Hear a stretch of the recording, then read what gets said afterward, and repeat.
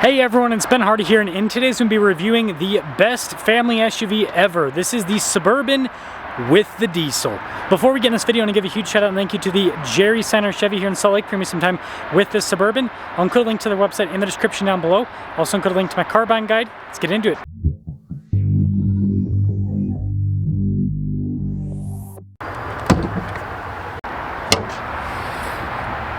Under the hood is a 3-liter turbo diesel inline 6 that goes through a 10-speed. Fuel economy is 20 around town, 24 on the highway, with power outputs being 305 horsepower and then 495 pound-feet of torque. Before I move forward with this review, I do want to mention if you want to see more videos just like this, then I recommend you subscribe because I post content every single day. Now, this metallic silver I think looks really sharp on the Suburban.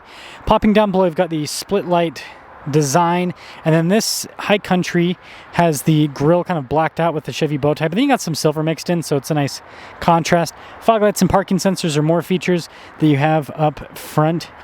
Now our steering wheel setup is 275 by 50 by 22. You can see you've got the silver mixed with the metallic gray for the coloration on the wheels, and it looks like this one probably has the I think it has the air suspension. Looks like you got the canister in there. High Country badge there on the side. We got the Suburban badge down below. Power side steps that are door to door, so they're actually pretty long because of the size of this thing. And then taking a few steps back, yeah, she's a big girl. Now this leads us to the key fob. We've got our lock and unlock function, remote start. We got the opening for the hatch, just for the rear window as well. See the Chevy bow tie. And I do think it's really cool they still have this as a feature. You can open up the rear glass. A lot of automakers don't even have anything like this anymore.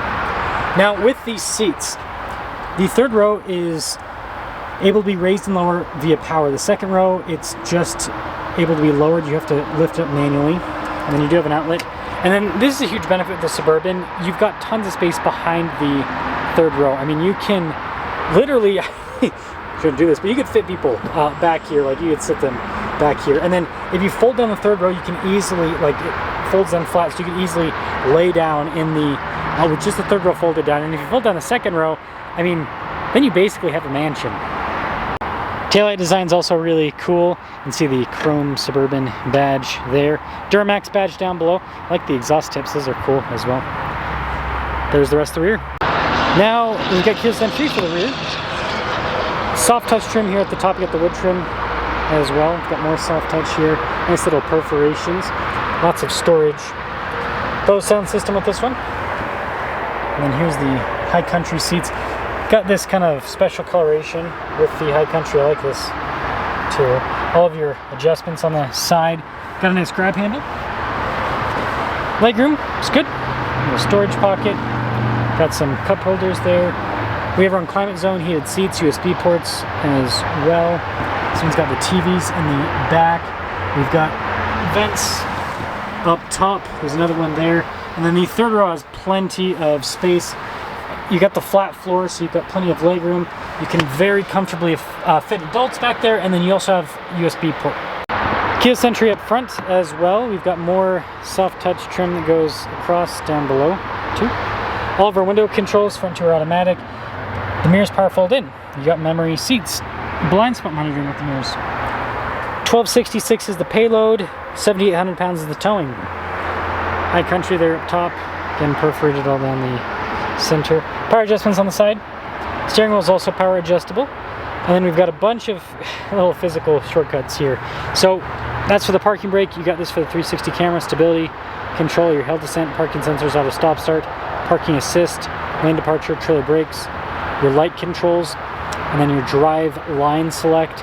You do have a 2-speed transfer case with this as well as 4-wheel auto. And then this is to adjust the air suspension up and down, and you twist it for the drive mode. And we'll start her up.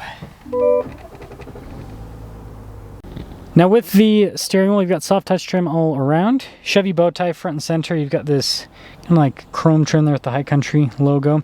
This does come with adaptive cruise control. We've got controls for the center, heated steering wheel, paddle shifters and radio controls on the back of the steering wheel. And then you got a regular stock there for the windshield wipers and turn signal. And then a column shifter on the other side. Digital gauge cluster here, which is very customizable in terms of what the display looks like and the information that is displayed. And it's, again, you just press the button on the steering wheel to change through the different options. 360 camera system, good resolution, and it's pretty easy to change between the different camera views. And then as for the infotainment system itself, pretty much everything's built into the touchscreen. You do have kind of this physical knob for the volume, but yeah, everything else with the screen itself is, well, part of the screen.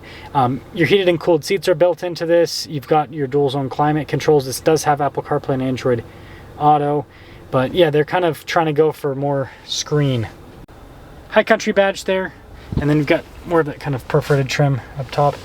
And then down below, we do have some physical controls for the climate. Phone charging pad, we've got some USB ports, cup holders here. Pretty big center console. Nice trim on the top. Again, you got the kind of High Country touches. Camera rear view mirror, and then we do have a panoramic sunroof. So here's a quick look at the window sticker for this High Country. Base MSRP is $84,700, already pretty steep. You've got the deluxe package, which you can see had stuff like the panoramic sunroof. We also have the max trailering package and the technology package that entertainment that also has the TVs in the back. Man, they just are getting you for everything. Anyways, 92,000. What's the credit for? So technology and entertainment gives you a discount, but then it's 92,175 is the total MSRP. These manufacturers, man, they make things confusing sometimes. Let's see how she performs. It's pretty quick start. I mean, it's 67 degrees outside. I was gonna say it's pretty quick startup for a diesel, but it's also not really cold. But yeah, these modern diesels, they don't have to sit for as long as the old ones. I remember with the old ones, it's like, man, stick the key in the ignition. And sometimes you run a cycle a few times before you actually start it up. It just depends. But yeah, the new stuff's a little bit different. Now, I think that this is probably one of the best family haulers out there. I mean, just the size alone is great. And that's one of the things that GM understands that I don't think some of the other full-size SUV automakers understand. Because you look at, you know, Toyota with the Sequoia, Nissan with the Armada. They don't make an extended version. And, you know, the Sequoias, those are actually selling decently well. But not nearly as much as the GM SUVs. I mean, I haven't looked at, I should probably go look at the figures, but I bet GM is outselling Toyota by a very large margin when it comes to these full-size SUVs. And again, it just comes down to spacing. People that buy this, all they care about is space. You know, how much space do I have inside? How much space is in the third row? And that's where GM really gets it right, because they have everything flat all the way across. Again, independent suspension, front and rear, means you've got a very spacious third row. And then with this Suburban, you actually have a usable trunk behind the third row. Like, you could very feasibly have this car full of people and full of stuff. Whereas, you know, even like the Tahoe is still good, but like, yeah, you got to kind of concede where you're like, okay, do I want maximum people or do I want maximum stuff? So it's nice that you at least get the option from GM. And you know, Ford does too, but the thing about Ford, I don't think the Expedition's a bad car. They just don't give you any powertrain options. The only powertrain available with that is just Ford's EcoBoost. There's no V8 options, which a lot of people want a V8. And there's no diesel. So I think offering the V8 and offering the diesel, I think that also gives GM a big up that Ford doesn't have. Yeah, I wonder how many customers end up going to GM over Ford just because of the lack of powertrain options from Ford. The EcoBoost isn't a bad engine. So like, I don't know, I talked to a lot of people, and a lot of people are like, I won't drive a, it's funny, they won't drive a turbo V6 gas engine, but they will drive a turbo V6 or inline 6 diesel. Isn't that funny how that works? Yes, it's so comfortable. The air suspension helps. I mean, independent suspension, first off, isolates the bumps, and the air suspension kind of further isolates it. It's just a really comfortable drive. One of the most comfortable cars out there. And it's got a very long wheelbase too. That also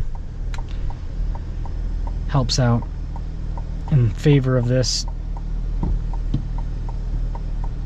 Man, I really do like this diesel. I've said this before, but I'll say it again. I wish that GM would sell this diesel to other automakers, because we don't have a lot of diesels in the US market, and so one that's already, you know, approved with the EPA and everything, it'd be cool to see this in other cars. The power is great. The fuel economy is pretty good. I mean, imagine this, and you know, I think GM should just use this in more vehicles. Like, why is this not in the Colorado? Why is this not in the Traverse? I think there's some of their other cars they could, and you know, what they really need to do is make a real Blazer and throw this engine in it. If they had a boxy, body on frame vehicle that is about the size of a Wrangler and has a diesel, come on, who wouldn't buy that? So overall, the High Country is expensive. You don't have to get the High Country to get the diesel. But the Suburban with the diesel is a really cool setup, because this gives you tons and tons of space, and the diesel gives you lots of range, and the power is great. I mean, just to give you guys an idea of the range, we're at a quarter of a tank and we have 185 miles of range. So you have a full tank and you're looking at, that's crazy. So a full tank of diesel in this, and you're looking at almost a total of 800 miles. It wouldn't quite be there, so probably like closer to 700. That's so much. That's impressive. So let me know what you guys think, but I think that this is pretty much as good as it gets when it comes to family cars.